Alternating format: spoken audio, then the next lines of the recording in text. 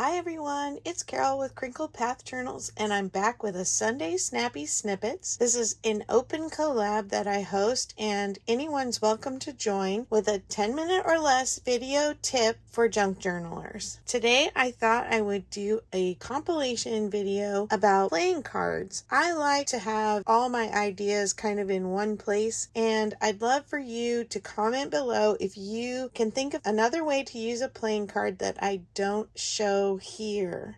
I'm using my journal that I bought from Chasing Retro as the demonstration today. This is my correspondence journal now, but I've got a couple playing cards in here.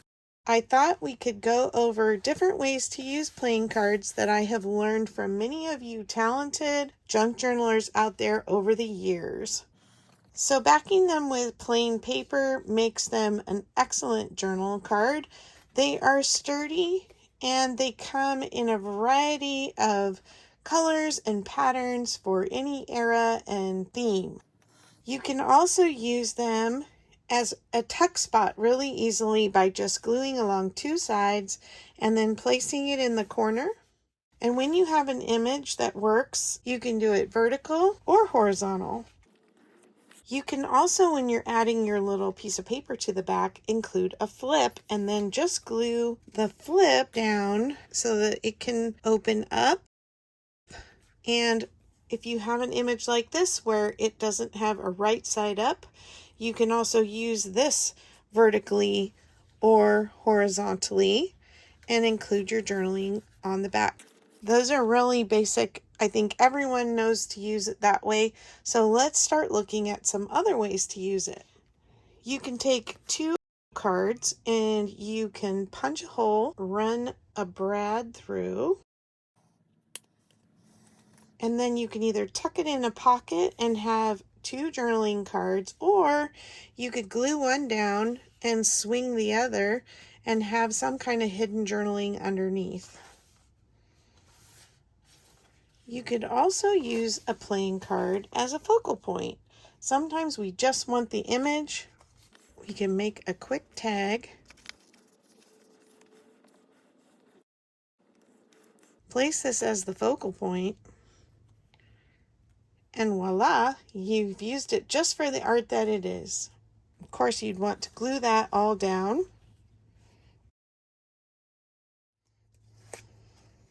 Another use for cards are pockets. I have my punch and I'm just going to cut some thumb notches. So you could glue this on this way, or you can do the thumb notch in the side and have a side pocket. That way you could tuck something in here or tuck something in here. You can also double layer them for pockets by cutting the top card,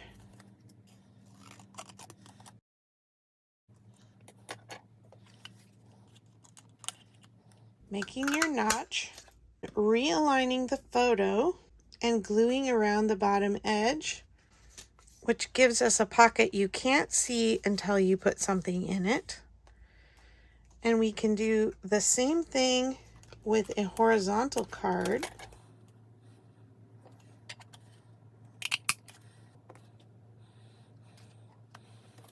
Another hidden pocket. When you have a card that can go either direction, you could do a series of pockets together. Let's go ahead and punch these all. When you're layering them this way,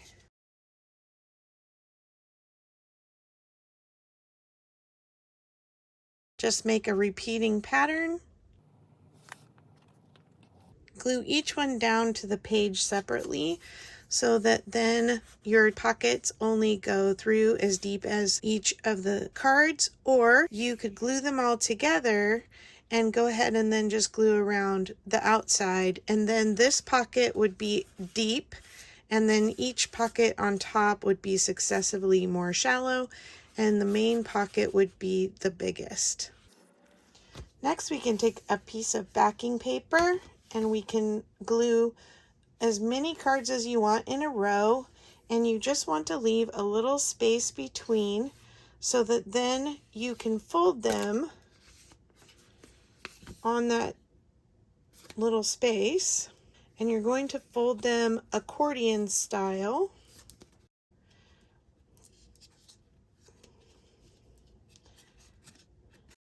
And then you have lots of journaling space on the back. Just remember, whichever card you put last will be on top if you want it to open like a book. And it doesn't really matter when it's accordion style because you probably will be writing across the whole card, and so this can tuck into a pocket. Next, we can take a card and we can fold it in half. Then we can use it to measure our paper.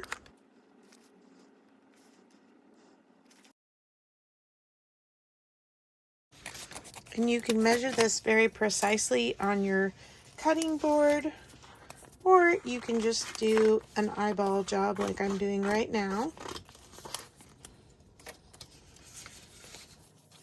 We can layer our papers together booklet style, and then you can use a 3-hole pamphlet stitch, or if you prefer, because this is such a tiny booklet when you fold a card, we can just staple our papers in. Most playing cards have rounded corners, so go ahead and round the paper corners. This probably would have been easier to do before I stuck it in the book. Push the staples down well so they don't catch, and then you have this cute little book to tuck into your journal. Now let's talk about folding some paper. You can make a matchbox fold with a piece of paper. Go ahead and glue the top part of your playing card onto the top part of your fold, and then the bottom part of the card acts as your closure for your hidden journaling.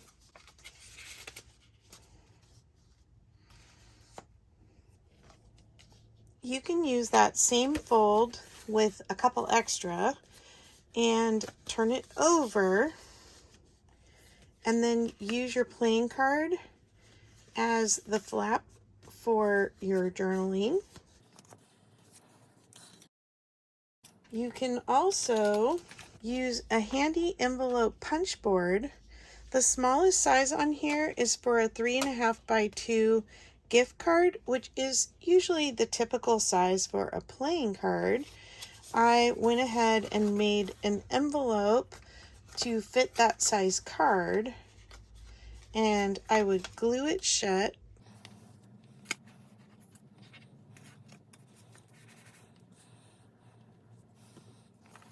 And then I would glue this card onto the flap, so then it would open like this, and the whole card would be the front of your envelope flap.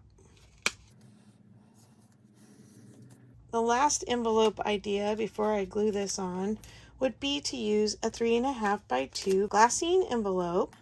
Go ahead and glue it to the back of your card, and then you have a little hidden tuck spot for a note inside a pocket on your card. I have a tag that I put a little horizontal belly band on.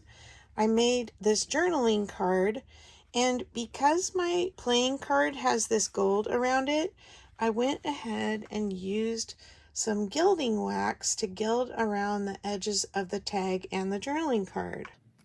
I'm going to go ahead and attach my playing card just at the top of my journaling card.